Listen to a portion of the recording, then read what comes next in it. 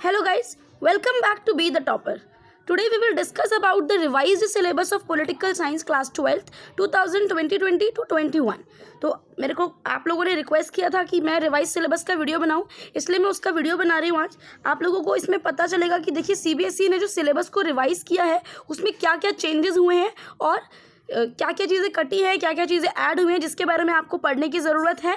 तो चलिए सबसे पहले हम शुरू करते हैं। ये जो आपकी स्क्रीन पर अभी दिखाई दे रहा है आपको, ये क्या है? ये कंटेंट है ऐसी जो दे रखा है, ठीक है। ये सिंपल कंटेंट है, क्या ऐड हुआ है इसके बारे में हम नीचे को हमें पता चलेगा। इसमें कुछ पीरियड्स हैं कि कितने पीरियड्स में कवर होना चाहिए, कितने मार्क्स का चैप्टर है, ये सब ये है। और ये दूसरी, क्योंकि दो बुक हैं पॉलिटिकल साइंस की हमारी, तो ये पहली वाली बुक का ऊपर पार्ट 1 था, ये दूसरी बुक का नाम है politics in India since independence. उसके बाद ये दूसरा इशारा दे रखा है कि इसमें कितने पीरियड की ज़रूरत लगती है और कितने मार्क्स है, ये सब सिंपल है। ये अगर आप इसको देखना चाहें तो आप इसको, मैं वैसे आपको इसका पीडीएफ अपने डिस्क्रिप्शन बॉक्स में आपको दे दूंगी, वहाँ से भी आपको ये मिल जाएगा आराम से। पीडीएफ आपके काम आएगा, आप इसे संभाल के रखिए। और अब हम देखते हैं कि अब देखिए वो तो जहाँ था कि वो कंटेंट ऐसे लिखा हुआ था, यहाँ पर हम देखेंगे कि क्या चीज़ें ऐड हुई हैं, ठीक है, और कौन से चैप्टर कटे हैं, कौन से यूनिट किसके संग मर्ज हुए हैं वगैरह वगैरह देखेंगे, ठीक है। तो क्लास 12th का सिलेबस है पेपर 1, मतलब कि चैप्टर जो बुक 1 है आपकी कंटेम्प्रेरी वर्ल्ड पॉलिटिक्स, उसको फर्स्ट बुक बोलते हैं। तो ये है कोल्ड वॉर इरा, सबसे पहला चैप्टर। देखिए सबसे पहले यहाँ पे यूनिट नंबर है, ये वाली यूनिट जो पुरानी यूनिट थी, ठीक है ना। ओल्ड कंटेंट ये है, नई यूनिट का जो नाम अगर बदला है तो वो यहाँ पर आएगा, और न्यू कंटेंट आपको इधर की लिस्ट में देखने को मिलेगा, न्यू कंटेंट जो आपको अभी पढ़ना है, ठीक है।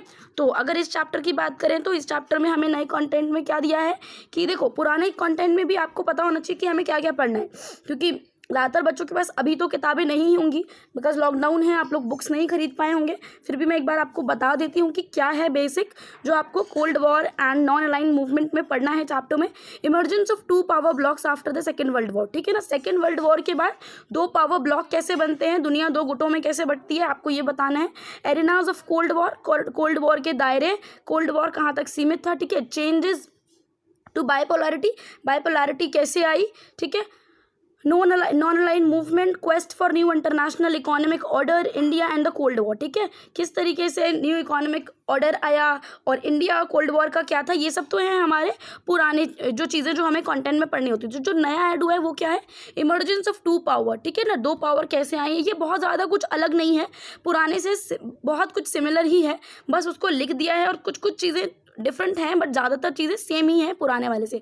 तो आपको ये टेंशन लेने की ज़रूरत नहीं कि अगर हमारे पास पुरानी बुक है तो उससे पढ़े या ना पढ़े, आप ऑब्वियसली उससे पढ़ सकते हैं, अभी कोई प्रॉब्लम नहीं है। और जो नया कंटेंट जो भी इसमें ऐड हुआ है उसका मैं वीडियो बनाती रहूँगी, और आप लोग उसको देखिए, आपको समझ में आराम से आ जाएगा, ठीक है। द एंड ऑफ बाइपोलैरिटी, ये जो चैप्टर का नाम है ये पुराना चैप्टर है, सेकंड यूनिट है चैप्टर 2, ठीक है। इसमें हमें क्या पढ़ना था, न्यू एंटिटीज़ इन वर्ल्ड पॉलिटिक्स। वर्ल्ड पॉलिटिक्स में नए एंटिटीज़ क्या आ रही थी, Russia, Balkan state, central Asian state, introduction of democratic politics, capitalism और कम्युनिज्म, सब कुछ इसमें हमें पढ़ना था। पोस्ट कम्युनिस्ट कंट्री के बारे में पढ़ना था, ठीक है। ये था हमारा पुराना कंटेंट। अगर बात करें कि इसके जो नई जो यूनिट आई है उसका क्या नाम है, तो उसका नाम भी द एंड ऑफ बाइपोलैरिटी है, इसका नाम चेंज नहीं हुआ, ठीक है। और अगर नए कंटेंट की बात करें तो डिसइंटीग्रेशन ऑफ सोवियत यूनियन का डिसइंटीग्रेशन कैसे हुआ, unipolar world, middle east crisis में बेसिकली आपको अफगानिस्तान, गल्फ वॉर के बारे में पढ़ना है कि खाड़ी का युद्ध कैसे हुआ और गल्फ वॉर क्या है, मतलब कि डेमोक्रेटिक पॉलिटिक्स, डेमोक्रेटाइजेशन और CIS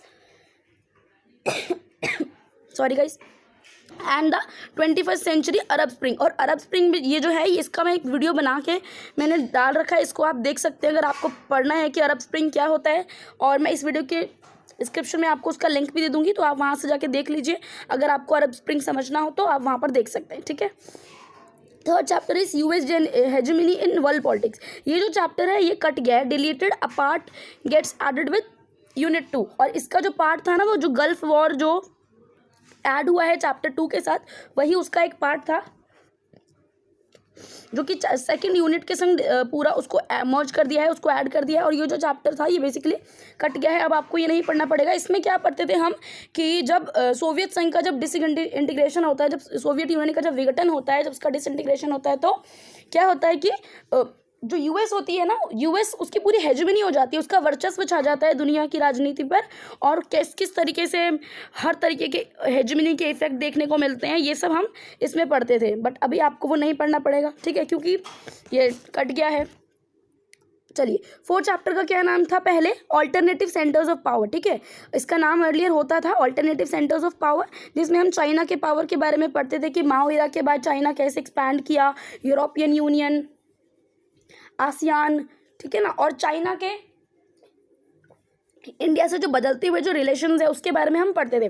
बट अभी जो इसके जो चैप्टर का जो यूनिट का जो नाम है वो चेंज हो गया है, वो नाम हो गया है न्यू सेंटर्स ऑफ पावर। और जो इसमें जो कंटेंट ऐड हुआ है वो क्या है? यूरोपियन यूनियन तो हम इसको पहले भी पढ़ते थे, आसियान को भी पहले से पढ़ते थे, सार्क, ठीक है, सार्क इसमें ऐड हुआ है न्यू सेंटर्स ऑफ पावर में, ब्रिक्स इसमें ऐड हुआ है। और अगर नेशंस की बात करें तो इसमें रशिया के बारे में पढ़ेंगे, चाइना, इजराइल और इंडिया। चाइना के बारे में तो हम पहले भी इसमें पढ़ते ही थे, और इंडिया के बारे में भी थोड़ा बहुत पढ़ने को मिलेगा इस चैप्टर में आपको, और इजराइल के बारे में भी, और रशिया के बारे में भी, कि रशिया, इजराइल भी 21st सेंचुरी में इजराइल भी साइंस एंड टेक्नोलॉजी, डिफेंस और इंटेलिजेंस के फील्ड में बहुत क्योंकि ग्रो कर रही है, तो उसको भी एक पावर मानना आज के ज़माने में, आज के टाइम में ज़रूरी हो गया है, तो इसको भी ऐड किया है। चलिए, 5th चैप्टर क्या है? कंटेम्प्रेरी साउथ एशिया इन पोस्ट कोल्ड वॉर इरा, ठीक है ना। पोस्ट जो कोल्ड वॉर जब ख़त्म हो जाता है उसके बाद जो साउथ एशिया की जो हालत है उसके बारे में। साउथ एशिया में बेसिकली कौन कौन सी कंट्रीज आती हैं? इंडिया, पाकिस्तान, श्रीलंका, अफगानिस्तान, बांग्लादेश, नेपाल, भूटान, ये सब साउथ एशिया की कंट्रीज़ हैं, ठीक है। तो इसके बारे में हम पढ़ेंगे कि यहाँ पर कैसे डेमोक्रेसी आई और क्या क्या प्रॉब्लम आई डेमोक्रेसी में, ठीक है, इसके बारे में हम पढ़ेंगे। और जो इसका जो नया नाम है वो क्या हो गया है? South Asia and the contemporary world. South Asia and the contemporary world इसका नया नाम हो गया है। और इसमें जो नए टॉपिक्स ऐड हुए हैं वो बिल्कुल ऐड तो नहीं लगते, वो पुराने जैसे ही हैं बेसिकली, कि कॉन्फ्लिक्ट और मतलब पीस और डेमोक्रेसी को कायम करने में साउथ एशिया में क्या कॉन्फ्लिक्ट हुए, कितने एफर्ट लगाने पड़े, पाकिस्तान, नेपाल, बांग्लादेश, यहाँ सब में डेमोक्रेसी कहते हैं जो, मतलब वो कैसे आई और उसको पाने में वहाँ के लोगों को किन प्रॉब्लम्स का सामना करना पड़ा, ये सब आपको यहाँ पर इस चैप्टर में पता चलेगा, ठीक है। अब बात करते हैं इंटरनेशनल ऑर्गेनाइजेशन की। तो ये जो 6th चैप्टर है आपका, इसका नाम पहले होता था इंटरनेशनल ऑर्गेनाइजेशन, अब इसका नाम कर दिया गया है United Nations and its organization. तो इसमें हम क्या पढ़ेंगे कि यूनाइटेड नेशन की जो ऑर्गेनाइजेशन है और उसकी जो सिक्योरिटी, अगर ऑर्गेनाइजेशन की बात करें तो यूनेस्को, यूनिसेफ, WHO, ILO इस international labour organization, security council होती है जो, ये उसका एक ऑर्गन है यूनाइटेड नेशंस का, तो उसके बारे में पढ़ेंगे। और नीड फॉर इट्स एक्सपेंशन, जैसे कि दुनिया में देश इतने, मतलब दुनिया इतनी ग्रो कर गई, जब यूनाइटेड नेशंस बना था तब हर देश इतना पावरफुल नहीं था, है ना। बट अभी क्या होता है कि बहुत सारे देश पावरफुल हो चुके हैं, और कहीं कहीं से, जैसे कि अफ्रीका से अगर बात करें तो उसका रिप्रेजेंटेशन जो है वो यूनाइटेड नेशन की सिक्योरिटी काउंसिल की परमानेंट सीट में कहीं भी नहीं होता है ना। आपने वैसे भी सुना होगा कि इंडिया भी परमानेंट सीट के लिए करता है कि उसको वो मिल जाए, तो इस तरीके से उसकी एक्सपेंशन करने की ज़रूरत है। तो ये सब हमको वहाँ पर पता चलेगा। United Nations and its organization उसका नाम कर दिया गया है। चलिए, 7th चैप्टर है सिक्योरिटी इन कंटेम्प्रेरी वर्ल्ड। इसका पहले नाम ये होता था और अभी भी इसका नाम यही है, जिसमें हम कंटेम्प्रेरी वर्ल्ड में पढ़ते थे कि मतलब सिक्योरिटी को किस तरीके से मेंटेन किया जाए, सिक्योरिटी क्या है, ट्रेडिशनल कंसर्न्स क्या है, डिसआर्मामेंट क्या है, और किस तरीके से सिक्योरिटी को बरकरार रखा जा सकता है, इस सब के बारे में हम पढ़ते थे। और अभी जो ऐड हुआ है वो क्या है कि सिक्योरिटी का मीनिंग और उसके टाइप्स और टेररिज्म के बारे में ज़्यादा हम अब जो है वो डीप में जाके अच्छे तरीके से उसको पढ़ेंगे, ठीक है। 8th यूनिट है हमारा एनवायरनमेंट एंड नेचुरल रिसोर्सेज, जिसका नाम अभी चेंज नहीं हुआ, एनवायरनमेंट एंड नेचुरल रिसोर्सेज, जिसमें हम पढ़ते थे एनवायरनमेंट मूवमेंट के बारे में, ग्लोबल एनवायरनमेंट के बारे में, ग्लोबल वार्मिंग और उससे रिलेटेड जो पैक्ट्स, जो संधि, जो भी चीज़ें जो हुई थी वो सब हम पढ़ते थे। अब जो कंटेंट जो ऐड हुआ है वो क्या है, एनवायरमेंटल मूवमेंट के बारे में यहाँ भी पढ़ेंगे, ग्लोबल वार्मिंग किस तरीके से बढ़ रही है और उसको कम करने के लिए जो देशों द्वारा जो काम जो किए जा रहे हैं इसके बारे में भी पूरा डिटेल एनालिसिस होता है, मतलब डिटेल में लिखा होता है बुक में। तो ये भी आपको ऑफकोर्स वहाँ पर होगा। ये क्लाइमेट चेंज पे बात करेंगे और नेचुरल रिसोर्सेज को अपने कैसे कंजर्व करना है, इस पर भी बात की जाएगी इस चैप्टर में, ठीक है। तो अगर आप मोटा मोटा देखें तो अगर आप ओल्ड कंटेंट को पढ़ेंगे और न्यू कंटेंट को पढ़ेंगे तो आपको ज़्यादातर पता चल जाएगा कि बहुत सारे चेंजेस नहीं आए हैं, थोड़े से चेंजेस आए हैं, बट हाँ कुछ कुछ चेंजेस हैं जिसकी मैं वीडियोस बनाती रहूँगी तो आपको पता चलता रहेगा। ठीक है, चलिए ग्लोबलाइजेशन की अगर बात करें तो ग्लोबलाइजेशन के बारे में इकोनॉमिक, कल्चरल, पॉलिटिकल क्या मैनिफेस्टेशंस हैं, क्या क्या कॉन्सिक्वेंसेज होते हैं ग्लोबलाइजेशन के, और एंटी ग्लोबलाइजेशन मूवमेंट। ठीक है, तो इस सब के बारे में हम, ये तो हमारा ओल्ड कंटेंट था इसमें। ठीक है, और इस यूनिट का नाम अभी भी चेंज नहीं हुआ, ग्लोबलाइजेशन ही है। ग्लोबलाइजेशन का मीनिंग, मैनिफेस्टेशन और उस पर डिबेट ये सिमिलर ही है, ज़्यादा कुछ चेंजेस नहीं आए हैं इसमें। ठीक है, अब आ जाते हैं दूसरी बुक पे। दूसरी बुक का नाम है पार्ट 2, मतलब politics in India since independence. ठीक है, इंडिपेंडेंस के बाद की जो पॉलिटिक्स है उसके बारे में हम इस वाली किताब में, इस वाली बुक में पढ़ते हैं। ठीक है, तो फर्स्ट चैप्टर है हमारा चैलेंजेस ऑफ नेशन बिल्डिंग, जिसका नाम अभी भी चेंज नहीं हुआ, नेशन बिल्डिंग। मतलब कि इंडिपेंडेंस के बाद इंडिया को एक नेशन बनाने में कितने चैलेंजेस आए, पार्टीशंस के क्या प्रॉब्लम थे, कश्मीर का एक अलग प्रॉब्लम था, सारे जो स्टेट्स थे मतलब वो ये बोल रहे थे कि हमारी लैंग्वेज अलग है, हमारा कल्चर अलग है, तो हमको अलग अलग स्टेट्स में बांटो, या फिर कोई जो स्टेट थे वो भारत में मिलना नहीं चाहते थे। तो मतलब ये सारी जो प्रॉब्लम थी ये नेशन बिल्डिंग में प्रॉब्लम थी, तो इस सब के बारे में बताया जाएगा। और जो न्यू कंटेंट जो ऐड हुआ है वो क्या है, nation and nation building. Nation क्या है, नेशन बिल्डिंग में क्या प्रॉब्लम आई, कैसे नेशन बिल्ड हुआ, इस सब के बारे में तो बात करेंगे। सरदार वल्लभ भाई पटेल के बारे में बात करेंगे। इंटीग्रेशन ऑफ स्टेट्स, किस तरीके से सारे स्टेट्स को इंडिया ने अपने में मिलाया, जो कि इंडिया में मिलना भी नहीं चाहते थे ज़्यादातर नॉर्थ ईस्ट के देश, मतलब कि उनको किस सूझबूझ से सरदार वल्लभ भाई पटेल ने किस तरीके से इंडिया में मिलाया। लेगेसी क्या है हमारे पार्टीशन की, चैलेंजेस क्या है रिफ्यूजीज़ के जो आते हैं या फिर जो जाते हैं, मतलब जो पाकिस्तान चले गए या फिर जो इंडिया जिनको आना पड़ा, तो उनके प्रॉब्लम क्या है, चैलेंजेस जो फेस करते हैं वो लोग। और रीसेटलमेंट कश्मीर इशू, नेहरू का अप्रोच क्या था नेशन बिल्डिंग में, पॉलिटिकल कॉन्फ्लिक्ट क्या था, लैंग्वेज और लिंग्विस्टिक ऑर्गेनाइजेशन ऑफ स्टेट्स पे।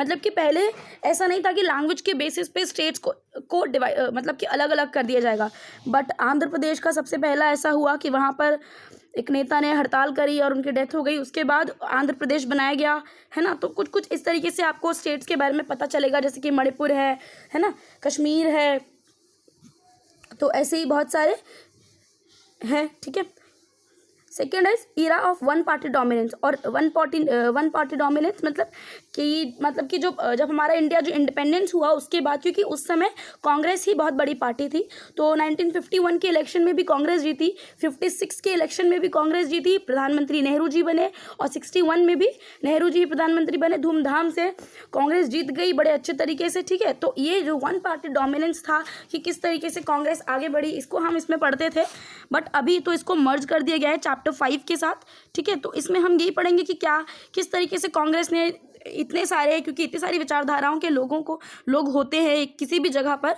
तो उनको कैसे अपने में मिलाए रखा, कैसे उनका काम चला। ठीक है ना, इस तरीके से इस समय बात करते थे, जिसको 5th चैप्टर में अब ऐड कर दिया गया है, और उसका नाम, वही नाम जो है वो आगे पता चलेगा क्या है 5th चैप्टर का नाम। चलिए, थर्ड जो चैप्टर था हमारा वो है पॉलिटिक्स ऑफ प्लान्ड डेवलपमेंट। ठीक है, इसको हम पढ़ते थे पॉलिटिक्स ऑफ प्लान्ड डेवलपमेंट, इसका नाम था, अब इसका नाम हो गया प्लान्ड डेवलपमेंट। बेसिकली इसमें 5 ईयर प्लान एक्सपेंशन की बात करते हैं, इकोनॉमिक इंटरेस्ट, जो फेमाइन हुआ, ग्रीन रेवोल्यूशन और इस सबसे रिलेटेड बात हम प्लान डेवलपमेंट वाले चैप्टर में करेंगे। और इसका नाम चेंज हो गया है, ये है इसका नाम चेंज वाला। ठीक है, और जो न्यू कंटेंट है वो है changing nature of India's economic development, मतलब इंडिया के इकोनॉमिक डेवलपमेंट का नेचर किस तरीके से चेंज हो रहा है। प्लानिंग कमीशन, नीति आयोग के बारे में बात करेंगे, 5 ईयर प्लान के बारे में बात करेंगे। ठीक है, तो इस सब के बारे में हम इस नए चैप्टर में बात करेंगे, जो कंटेंट नया नया ऐड हुआ है। ठीक है, इंडियाज एक्सटर्नल रिलेशन, इंडिया के एक्सटर्नल रिलेशन कैसे थे, मतलब कि इंडिया के दूसरे देशों से रिलेशंस कैसे थे। ठीक है, इंडिया की फॉरेन पॉलिसी कैसी थी, और जो सीनो इंडियन जो वॉर हुआ 1962 में, जिसमें इंडिया नहीं जीत पाया, हार गया। ठीक है, उसकी बात करेंगे। 1965 में पाकिस्तान के साथ वॉर हुआ, 1971 में बांग्लादेश के लिए पाकिस्तान से फिर वॉर करना पड़ा, और 1999 में करगिल युद्ध हुआ। इस सब के बारे में हम इसमें बात करेंगे। और इसका जो नया जो यूनिट का जो नेम है वो क्या रख दिया है, इंडियाज़ फॉरेन पॉलिसी इसका नाम रख दिया गया। और जो इसमें जो कंटेंट अभी जो ऐड हुआ है वो क्या है, फॉरेन पॉलिसी के प्रिंसिपल क्या होते हैं, ये पहले भी था।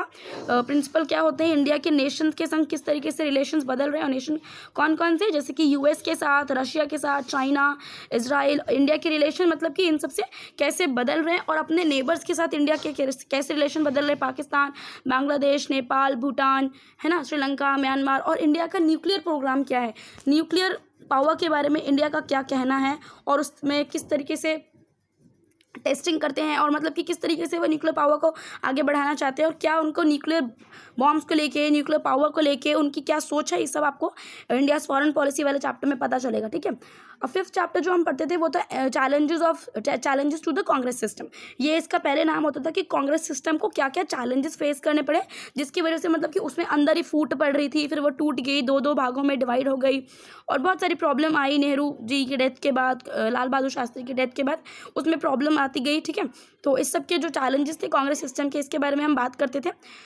पॉलिटिकल सक्सेशन क्या था नेहरू के बाद, कांग्रेसिज्म,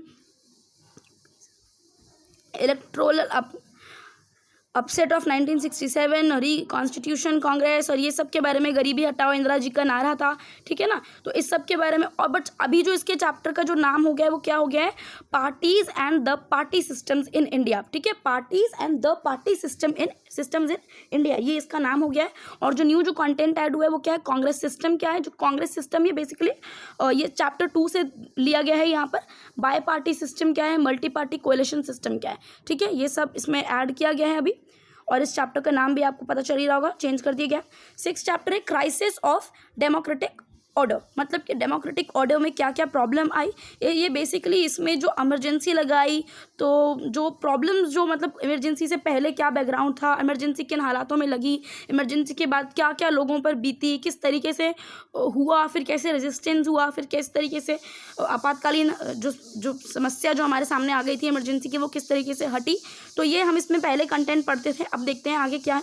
चैप्टर का नाम चेंज करके रख दिया डेमोक्रेटिक रिसर्जेंस। ठीक है, डेमोक्रेटिक रिसर्जेंस इसका नाम रख दिया। और आगे जो न्यू कंटेंट है वो उसमें हम क्या बात करेंगे, जयप्रकाश नारायण के बारे में। जयप्रकाश नारायण के बारे में थोड़ी बात, जो पुरानी बुक है उस पुराने जो चैप्टर है उसमें भी, पुराना जो कंटेंट है उसमें भी है, बट अभी हम ज़्यादा पढ़ेंगे। और उनकी टोटल रेवोल्यूशन की जो पॉलिसी थी, बिहार की संपूर्ण क्रांति जो उन्होंने बिहार से कर दी थी, उसके बारे में हम बात करेंगे इसमें। राम मनोहर लोहिया और सोशलिज्म, वो सोशलिज्म के लिए बहुत आवाज़ उठाते थे और कांग्रेस को कहते थे। ठीक है, Pandit Deendayal Upadhyay, integral humanism, national emergency, democratic upsurges, participation of the adult, backward and youth. ठीक है, इमरजेंसी को हटाने में, इमरजेंसी को लाने में, मतलब कि इस समय जो यूथ है वो किस तरीके से उसका पार्टिसिपेशन था, अडल्ट का किस तरीके से पार्टिसिपेशन था, बैकवर्ड लोगों का किस तरीके से पार्टिसिपेशन था, इस सब के बारे में हम बात करेंगे। ठीक है, चलिए अब ये आ जाता है चैप्टर 7, जिसमें हम बात करेंगे पॉपुलर मूवमेंट्स इन इंडिया। ठीक है, पॉपुलर मूवमेंट जो हुए हैं, जैसे जो बेसिक जो जन आंदोलन होते हैं, जिसको हम कहते हैं जन आंदोलन, जो कि लोगों की बेसिक जो प्रॉब्लम होती है उसको हटाने के लिए वो लोग जन आंदोलन करते हैं। ठीक है, इसमें उन्होंने जो हमारा चिपकू आंदोलन, ताड़ी आंदोलन, और मतलब ऐसे ऐसे बहुत सारे आंदोलन यहाँ पे हो रखे थे, तो इस सब के बारे में हम बात करते थे। ठीक है, अब देखते हैं इस चैप्टर का क्या नाम कर दिया गया है, social and new social movements in India. ठीक है, social and new social movements in India इस चैप्टर का नाम कर दिया गया है।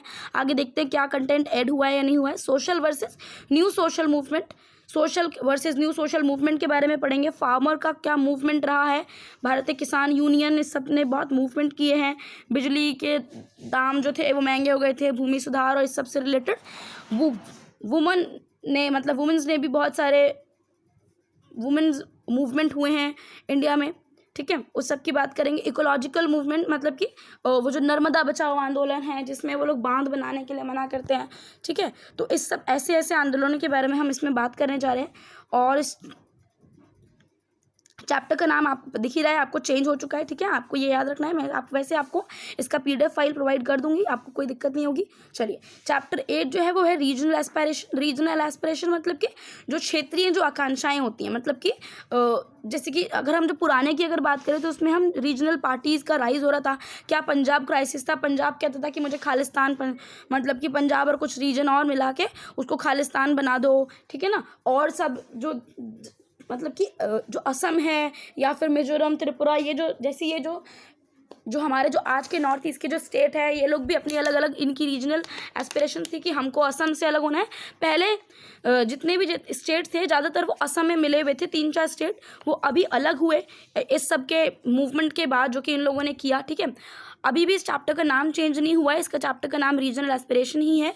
और अगर न्यू कंटेंट की बात करें तो rise of regional parties, Punjab crisis, the Kashmir issue of movements for autonomy, ये ज़्यादा चेंजेस नहीं हुए, ये पहले भी था और ये अब भी है। ठीक है, चलिए चैप्टर 9 जो है वो है recent developments in Indian politics. अगर रीसेंट डेवलपमेंट्स की बात करें इंडियन पॉलिटिक्स में, तो किस तरीके से 1990s के बाद ग्लोबलाइजेशन आया, राजीव गांधी की सरकार आई, और किस तरीके से बार बार गठबंधन की सरकारें टूटती रही, गिरती रही, बिखरती रही, ठीक है।